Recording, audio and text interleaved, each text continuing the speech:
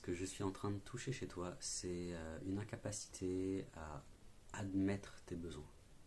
Il y a quelque chose qui, en toi, a du mal à se retourner vers elle-même et admettre qu'elle a certains besoins, admettre qu'elle a besoin des autres, admettre qu'elle a besoin d'être en lien.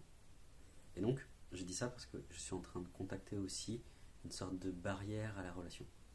Comme si le fait que ce ne soit pas fluide, ce n'est pas que l'extérieur ne t'exauce pas, que de manière générale, lorsque il y a une différence entre ce que l'on veut, ce que l'on souhaite intérieurement et ce que l'on vit extérieurement, c'est que on instaure une forme de résistance à ce que l'on peut recevoir et à ce que l'on peut exaucer pour soi. Comme si tu étais ton propre génie de la lampe, quelque part.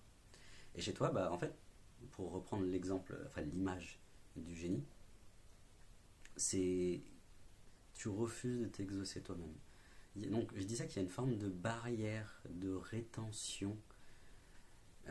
Alors, qui est sur quel niveau? Ok, donc c'est le niveau émotionnel en fait, qui entre gros guillemets dysfonctionne, qui est dysfonctionnel parce que tu es encore en rétention. C'est-à-dire tu es comme une éponge imbibée d'eau, imbibée d'émotions. Et déjà la première piste pour commencer à travailler sur l'origine de ta problématique, de ta question, c'est de trouver un espace pour exprimer tes émotions. Donc des émotions qui sont reliées évidemment à des besoins.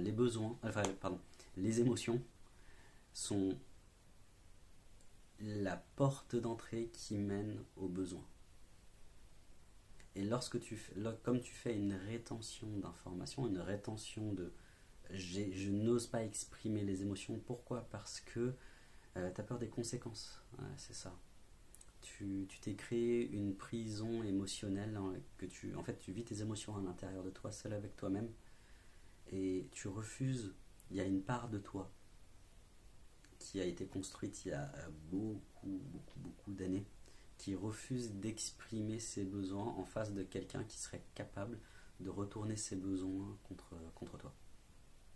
Avec ça, j'ai à peu près résumé la situation. Et donc c'est pour ça que c'est pas fluide. Parce que tu demandes à l'extérieur d'exaucer quelque chose, d'exaucer un besoin qui est fondamental, qui est vital, enfin un des besoins qui sont vitaux pour toi, sachant que toi-même, tu n'as pas appris et donc est dans une forme d'incapacité à créer un terreau qui soit favorisant pour la croissance de ces besoins. Et donc, tu as bien besoin d'être soutenu. Tu as bien besoin d'avoir une épaule vers laquelle aller déposer ta tête et t'autoriser à pleurer, t'autoriser à être en colère. En fait, apprends. Ok, c'est ça. Tu es dans une dynamique, ton inconscient, il y a une énergie qui est dans une dynamique victimaire. Donc, c'est-à-dire tu te prends pour la victime du monde. Si il m'arrive ça, ce n'est pas ma faute. Si je me suis cogné le petit deux doigts de pied contre la commode, c'est pas de ma faute, c'est de la faute de la commode. Je te fais un gros résumé, évidemment. La polarité inverse à aller intégrer pour toi, c'est celle du bourreau ou alors de la sauveuse. Sachant que les deux, c'est la même chose. Si je fais un résumé de ce que c'est l'énergie de bourreau ou de sauveuse, c'est une énergie qui accepte d'avoir une action sur le monde. Qui accepte. Ok, c'est ça. Et lorsque je pose ces mots, ta structure inconsciente, elle me répond oui, mais si je commence à acter en prenant soin que cette action soit reliée à mes besoins, à mes émotions, je vais couper la relation. Et le mot que j'entends derrière, c'est chantage. En fait, il y a un chantage qui a été posé sur ta personne et que tu as consenti à ce mode relationnel. C'est que si tu es capable de subvenir à tes besoins, tu trahis l'autre. Et c'est la haute trahison, tu vois, comme si tu trahissais le gouvernement français parce que tu étais espionne et tu as vendu des informations aux Russes. Les grands méchants, les Russes, toujours. Donc en fait, fait, on en est là avec toi. Trahis l'autre. Accepte de trahir l'autre.